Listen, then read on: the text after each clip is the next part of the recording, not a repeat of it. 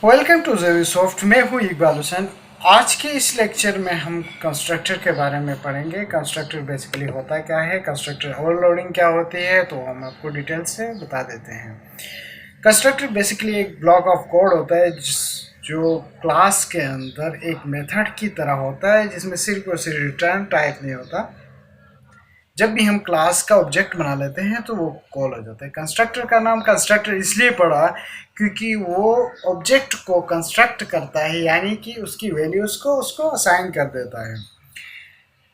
तो कंस्ट्रक्टर के लिए कुछ रूल्स हैं। उसका रिटर्न टाइप नहीं होता है। क्लास क्लास के नाम जैसी क्लास का नाम रखा है, सेम वही कंस्ट्रक्टर का नाम होगा। कंस्ट्रक्टर के अंदर हम अब्स्ट्रैक्ट, स्टैटिक, फाइनल और सिंक्रोनाइज के वर्ड्स यूज नहीं करते।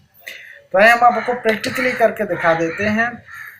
एक क्लास बना लेता हूँ जिसका नाम मैंने रखा है मैन, और इसके अंदर मैं अगर मैं मैन का ऑब्जेक्ट बना लेता हूँ विदाउट क्रिएटिंग एनी कंस्ट्रक्टर, और ये is equal to new man. ठीक, तो ये class without any error execute हो जाए। ठीक, अब कंस्ट्रक्टर बनाने के लिए जैसे मैंने बताया था कि सेम रिटर्न टाइप के बगैर इसको मैं पब्लिक रख देता हूँ और नेम रख के इसको क्रिएट करता हूँ। ये हो गया हमारा कंस्ट्रक्टर।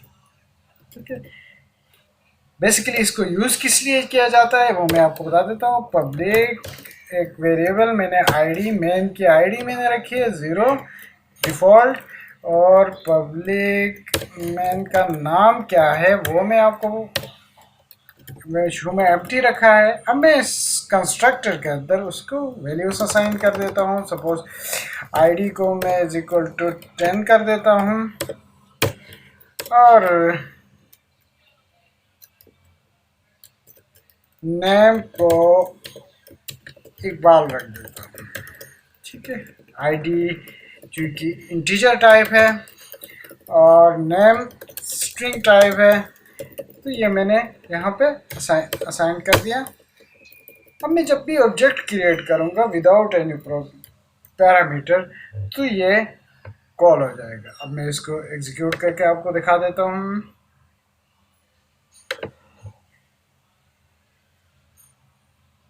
तो ये विदाउट एनी इशू रिजॉल्व हो गया। अब हम आपको बता देते हैं कि आया ये कंस्ट्रक्टर कॉल हुआ कि नहीं है। इसके लिए हम सिस्टम आउट लगा लेते हैं, सिस्टम आउट प्रिंटलन लगाते हैं ताकि पता चल जाए आई एम कॉल्ड। ठीक, अब यहाँ पे OBJ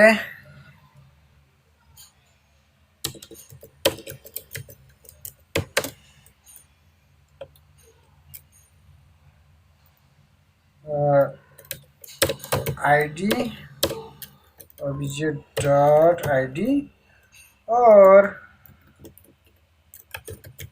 name is equal to करके मैं उसका ओबीजे डॉट नेम मैं प्रिंट कर देता हूँ ताकि इसकी वैल्यूज असाइन हो चुकी है, ताकि हमें पता चल जाए। तो अभी मैं इसको एग्जीक्यूट कर लेता हूँ। इसे कहते हैं हम no parameter constructor, no argument constructor. तो देखिए दोस्तों, हमने इसको कॉल किया, आई एम कॉल्ड, यहाँ पे प्रिंट होके नज़र आया। उसके बाद जो वैल्यूज हमने उस कंस्ट्रक्टर में असाइन की है वो भी हमें नज़र आ गई। अब मैं इसी कंस्ट्रक्टर को कॉपी कर लेता हूँ। करने के बाद यही दो वैल्यूज मैं एज ए पैरामीटर सेंड कर देता हूँ, जिसका मैं नाम रख देता हूँ लोकल इंट लोकल आईडी कमा स्ट्रिंग लोकल। ठीक,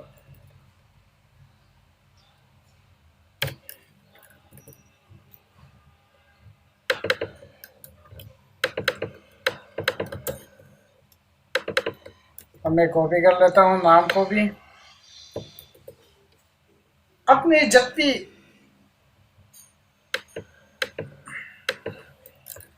पैरामीटराइज्ड कंस्ट्रक्टर कॉल, ठीक। अब इसी के अंदर मैं इसी ऑब्जेक्ट के अंदर मैं वैल्यूज पास कर दूं, इसका नाम रख दूं हुसैन, ठीक। तो ये वाला कंस्ट्रक्टर, जब मैंने इस कंस्ट्रक्टर के अंदर पैरामीटर दिया है, तो ये कंस्ट्रक्टर जो डिफ़ॉल्ट कंस्ट्रक्टर वो कॉल नहीं होगा, बल्कि ये वाला कॉल होगा। चूँकि मैंने सेम नाम के दो कंस्ट्रक्टर रखे हैं बट पैरामीटर डिफरेंट है, इसीलिए हम इसको कंस्ट्रक्टर और लोडिंग भी कहते हैं, और लोडिंग, ठीक। अब मैं एग्जीक्यूट कर दूंगा, तो जो मैंने मेथड लिखा है वो, जो मैंने कंस्ट्रक्टर बनाया वो एग्जीक्यूट हो जाएगा। देखें, अब I am parameterize constructor called, ठीक है। अब एक और टाइप का कंस्ट्रक्टर होता है। सपोज मैंने इसी ऑब्जेक्ट के अंदर जो वैल्यूज असाइन किए हैं वही दूसरे ऑब्जेक्ट में भी कॉल करना चाह रहा हूँ, दूसरे कंस्ट्रक्टर में भी उसी को ही इनिशियलाइज करना चाह रहा हूँ, तो मैं उसे कहता हूँ डिफ़ॉल्ट, उसे कहते हैं कॉपी कंस्ट्रक्टर। सपोज मैं कौन सा और कंस्ट्रक्टर बना लेता हूँ जिसको नाम है कॉपी कंस्ट्रक्टर, कॉपी कंस्ट्रक्टर, जो क्या करता है, पिछले कंस्ट्रक्टर यानी कि जो पहले इनिशियलाइज कंस्ट्रक्टर है उसी की प्रॉपर्टीज को यूज कर लेता है, लोकल ओरिजिन, ठीक।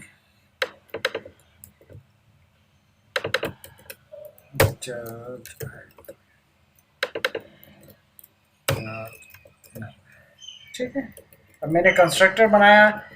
अब मैंने ये कंस्ट्रक्टर जब बनाया था तो इसको कुछ वैल्यूज दी थी, वो वही किसी और ऑब्जेक्ट में यूज़ करना चाह रहा हूँ, तो मैंने क्या करूँगा, मेन के नाम से ऑब्जेक्ट बनाया, obj2 के नाम से इज इक्वल टू करके न्यू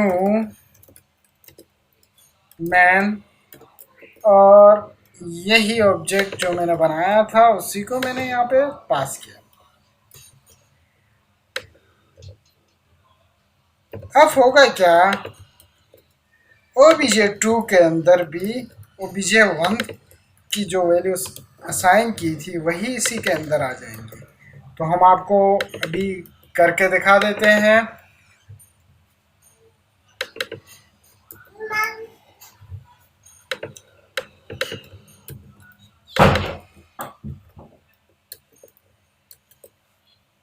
अभी मैं एग्जीक्यूट कर लेता हूँ इस क्लास को। तो दोस्तों आपने देख लिया, I am parameterize constructor called, और उसके बाद हमने क्या किया, वही वैल्यूज उसको असाइन कर दिया, क्योंकि उस पहले वाले ऑब्जेक्ट और दूसरे वाले ऑब्जेक्ट की वैल्यू सेम थी, इसीलिए कोई खास डिफरेंस उनमें नज़र नहीं आया। तो इसको देखने के लिए हम एक काम करते हैं,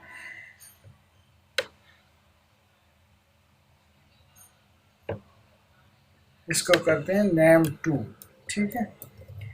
और इसको मैं रख देता हूँ आई एम कॉपी कंस्ट्रक्टर, ठीक है। अब मैं इसको क्लियर कर देता हूँ और मैं अब एग्जीक्यूट करूँगा तो मुझे डिफरेंस नज़र आएगा कि सबसे पहले हमने ऑब्जेक्ट क्रिएट किया था पैरामीटराइज कंस्ट्रक्टर का, जिसको हमने कोई नाम और उसकी आईडी दी थी, और उसके बाद वही वैल्यूज़ को हम कॉपी कंस्ट्रक्टर बनाया, कॉपी कंस्ट्रक्टर के अंदर वही ऑब्जेक्ट पास किया, तो उसकी वैल्यूज़ भी उसे असाइन हो गई दूसरे ऑब्जेक्ट को, और वो हम कॉपी कंस्ट्रक्ट, जिसे हम कॉपी कंस्ट्रक्टर कहते हैं।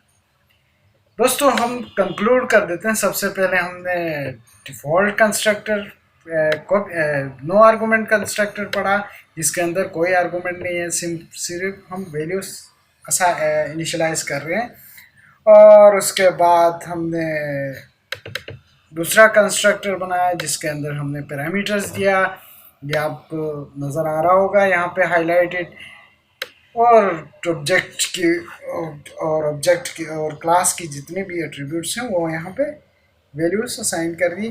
और यहाँ पे तीसरा कंस्ट्रक्टर जो कॉपी कंस्ट्रक्टर है उसमें हमने ऑलरेडी बनाया हुआ एक कंस्ट्रक्टर के एक क्लास के ऑब्जेक्ट को यहाँ पे पास किया, और एक उसी ऑब्जेक्ट का जो पहले हमने बनाया था ओबीजे के नाम से, सेम ओबीजे को ही उसी ओबीजे को पास करके दूसरा ऑब्जेक्ट बनाया जिसकी इसका एक कॉपी बनाया, तो उसे हम कहते हैं कॉपी कंस्ट्रक्टर। ठीक है। सो दोस्तों, हमने कंस्ट्रक्टर ओवरलोडिंग, कंस्ट्रक्टिविटी टाइप्स और कंस्ट्रक्टर को डिफाइन कैसे किया जाता है वो हमने आपको बता दी। अगर हमारा लेक्चर आपको अच्छा लगा है तो उसको सब्सक्राइब करें और वीडियो को लाइक करें और इसको दोस्तों में शेयर कर दें। Thank you very much.